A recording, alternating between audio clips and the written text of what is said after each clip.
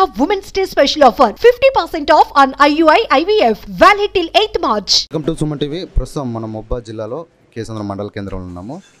ఈ పోటీ ప్రపంచంలో జాబ్ను సంపాదించడమే చాలా కష్టంగా ఉంటుంది. అలాంటిది ఒక గృహిణి అయి ఉండి ఒక మహిళ ఒక హోటల్ నిర్వాహకురాలై తనదైన శైలిలో ఏకంగా తను 2 జాబ్స్ని సొంతం చేసుకుంది.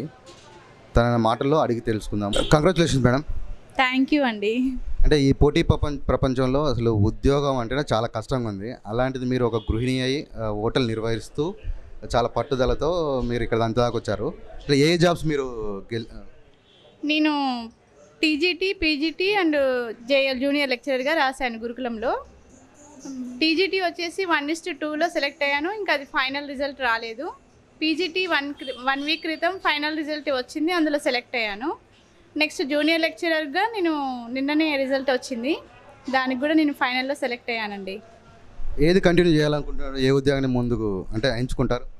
జూనియర్ లెక్చరర్గానే వెళ్తాను నేను.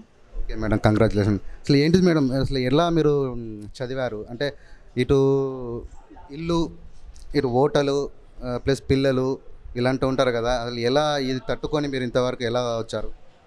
మనకంటూ ఒక గోల్ అనేది చిన్నప్పుడే మనం క్రియేట్ చేసుకుని పెట్టుకుంటాము. ఆ గోల్ అనేది మనం మ్యారేజ్ అయినంత మాత్రాన మనం మర్చిపోలేం కదా. సో నాది ఎప్పటికీ నాకు ఆ మైండ్లో అది మెదులుతూ ఉండేది. నాకు ఇంటర్ ఫస్ట్ ఇయర్లోనే మ్యారేజ్ అయిపోయింది. ఇక పిల్లలు అది కొంచెం ఫ్యామిలీ లైఫ్ ఉంటుంది కదా, మళ్ళీ పిల్లలు స్కూల్కి వెళ్ళే టైంలో నేను మళ్ళీ రీస్టార్ట్ చేశానండి. మా హస్బెండ్ కూడా నాకు చాలా హెల్ప్ చేసేవారు. ఇటు మా తల్లిదండ్రులు కూడా పెళ్ళైంది కదా అనేసి వదిలేసి అలాగా ఉండేవాళ్ళు కాదు, వాళ్ళు కూడా బాగా హెల్ప్ఫుల్గా ఉండేవాళ్ళు. అలాగే ఈ వర్క్ చేస్తుంటూ కూడా నేను కంటిన్యూ చేశానండి.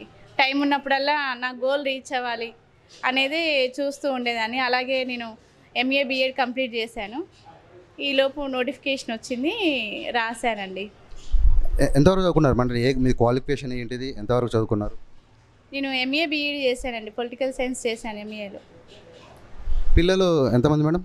నాకు 2 బాబులండి. ఒక బాబు ఇంటర్ అయిపోయింది, మల్టీమీడియా చేస్తున్నాడు. ఇంకో బాబు ఇంటర్ ఫస్ట్ ఇయర్ అండి. ఇంకా నెక్స్ట్ ఉన్నతమైన స్థాయికి వెళ్ళాలంటే ఇంకేమైనా గొప్ప గొప్ప చదువులు కానీ ఇంకేమైనా స్టడీ ఇంకా అంటే ఇదే కాకుండా ఇక్కడ సాటిస్ఫై కాకుండా మీరు ఇంకా ముందుకెళ్ళడానికి ప్రయత్నాలు ఇంకేమైనా చేస్తున్నారా? అంటే ఇదే జూనియర్ లెక్చరర్తో ఆగిపోకుండా. లేదండి, నాకు ఇంకా గోల్ ఉంది. ఆల్రెడీ నేను గ్రూప్స్కి అప్లై చేశాను. గ్రూప్ 1కి అయితే నేను ఇదివరకు అప్లై చేయలేదు, బట్ ఇప్పుడు అప్లై చేయాలనుకుంటున్నాను. ఇప్పుడు అవకాశం ఇచ్చారు కదా మనకు, సో ఇప్పుడు మళ్ళీ అప్లై చేసేసి ట్రై చేద్దాం. మనం కష్టపడితే ఏదైనా సాధించవచ్చు అనేది ఈరోజైతే ప్రూవ్ అయింది నాకు.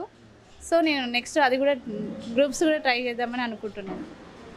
మెయిన్గా ఏంటంటే ఒక గృహిణి అయి ఉండి ఇన్ని బాధ్యతలు మీరు చేపడుతూ ప్లస్ మీ హస్బెండ్ గారి సహకారంతో మీరు ఇంత దూరం వచ్చారు. కానీ ఎప్పటికప్పుడు మీరు మిమ్మల్ని అప్డేట్ చేసుకుంటూ అంటే కొత్త కొత్త విషయాలు తెలుసుకుంటూ చదువుకుంటూ ఇలాంటి చాలా హెల్ప్ చేశారంటారు. దాని గురించి చెప్పండి. అవునండి, గృహిణి అయినంత మాత్రాన ఏం సాధించలేమని అనుకోవద్దు. ఎప్పుడైనా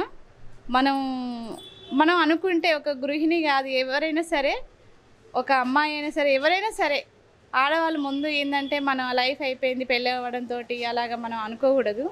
సో మనం ఎన్ని ప్రాబ్లమ్స్ వచ్చినా కూడా మనం అనుకున్న గోల్ రీచ్ అవ్వాలంటే ఖచ్చితంగా కష్టపడాలి.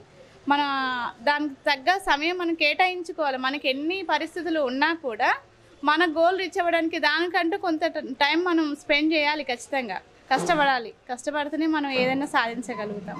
Okay madam, once again congratulations. Jyothi గారి హస్బెండ్ గారు ఉన్నారు. అంటే ఒక పురుషుడి విజయం వెనక ఒక స్త్రీ ఎలా ఉంటుందో అలాగనే జ్యోతి గారి విజయం వెనకల తన భర్త ఉన్నారని చెప్పేసి వారి మాటలు చెప్పారు. ఒకసారి వాళ్ళ హస్బెండ్ అడిగి తెలుసుకుందాం.